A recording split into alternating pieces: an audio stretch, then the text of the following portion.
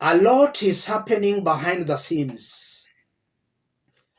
Upon the three-judge bench of the High Court lifting the conservatory orders that stopped the swearing in of Kithure Kindiki, William Ruto has this evening appointed Musalia Mudavadi the acting CS Interior.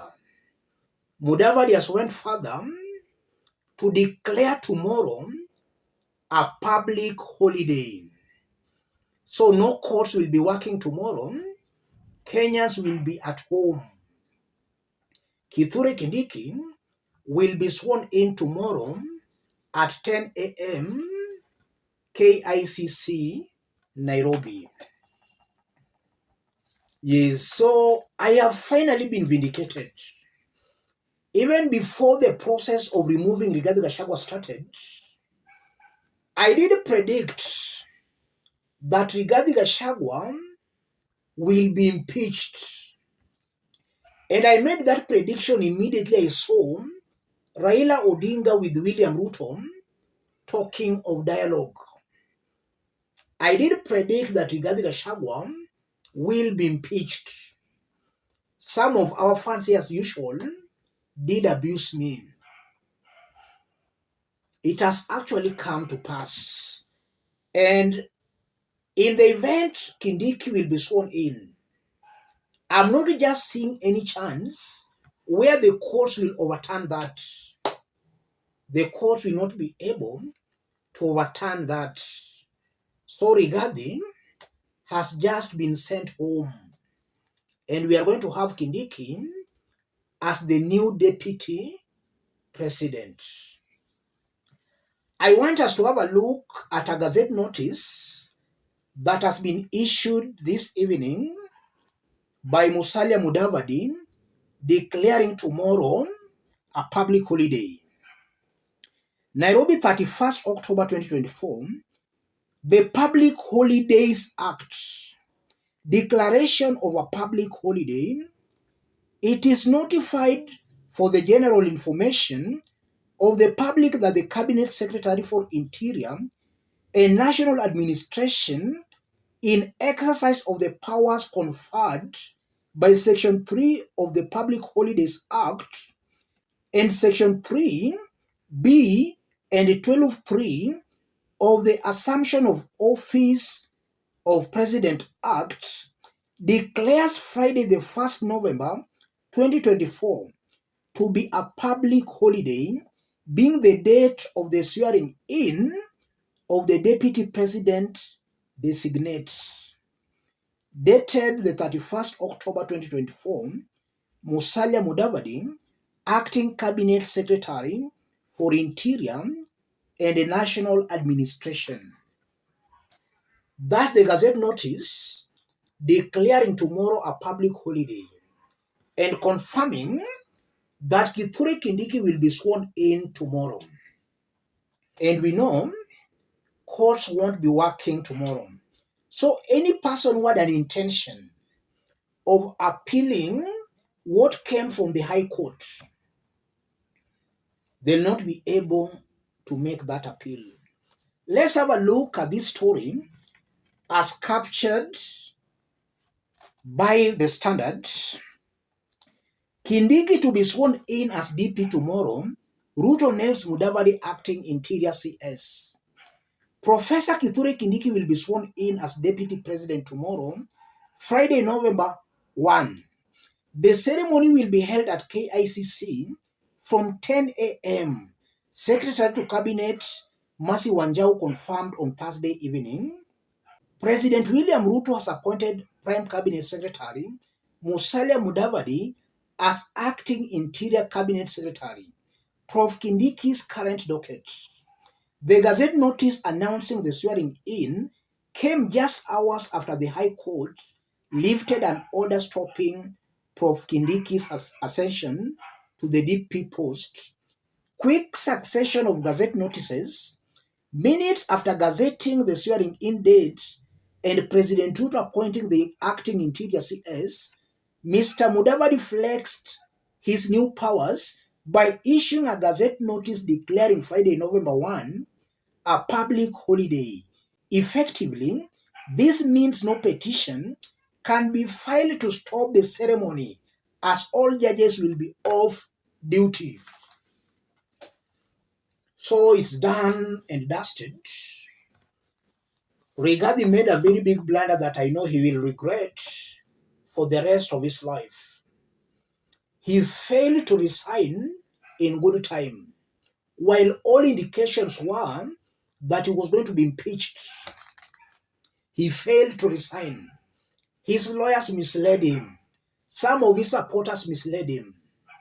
Rigathi is now in a very tight corner. And I'm not just seeing Rigathi Gachagua going to successfully maneuver his way out from all these predicaments.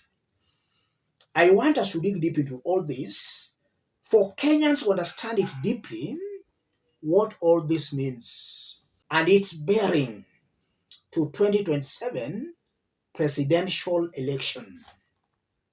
If you are watching us but you have not yet subscribed, subscribe, give the video a like. Let's proceed. If Kenyans decide to go the tribal way, where they rally around Murima, and then we are seeing Kalonzo also angling to work with Murima regarding Gachagua, if they decide to go that way, then William Ruto will win 2027 with a landslide. Ruto will win with a landslide. And I'm saying Ruto will win with a landslide because if Kenyans decide to go the tribal way, Ruto is the master of tribal politics.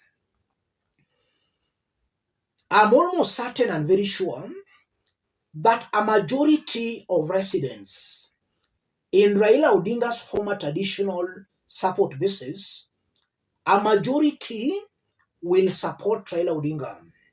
If Raila will tell them Ruto, they will vote for Ruto. So even if William Ruto was to lose the mountain, with Raila Odinga's traditional support bases supporting Ruto, Ruto will win. And he will win with a landslide.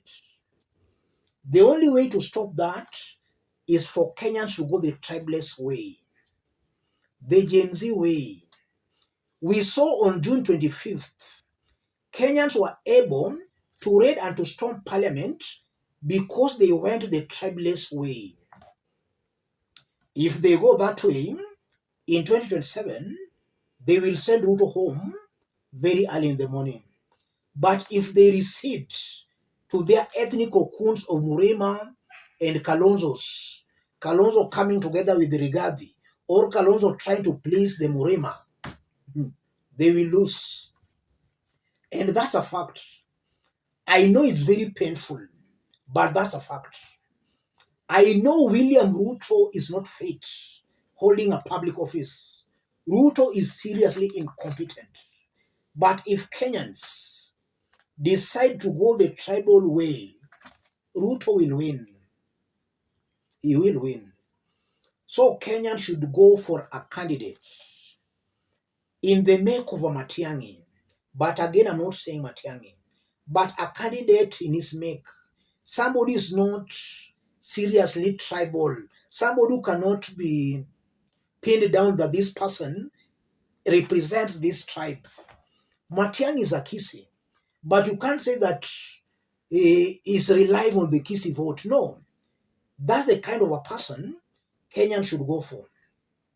Not this one, so if you look at Rigathi, then you can identify him with Murema. If you look at Kalonzo, you can identify him with Ukambani. Those candidates will not be able to beat Ruto. We want a candidate who you cannot pinpoint or identify with any tribal coalition or tribal grouping. And that's why I'm talking of Gen Z way. So I've been vindicated. Tomorrow, Kindiki will be sworn in. Rigathi will go home as an impeached deputy president. And even still, the courts will not save him. He's still wasting his money in the courts. He's still wasting his money. And if he's not very careful, William Ruto can even freeze his bank accounts. Rigathi has to be very smart. His lawyers misled him, and they are still misleading him. His supporters misled him, and they are still maybe misleading him. Yes, let me stop it there. If you are watching us but you have not yet subscribed, subscribe, give the video a like.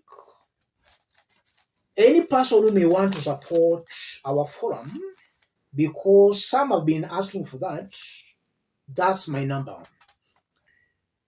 Let's meet in our next analysis, where we have prepared more interesting videos. Thank you. God bless you. God bless Kenya.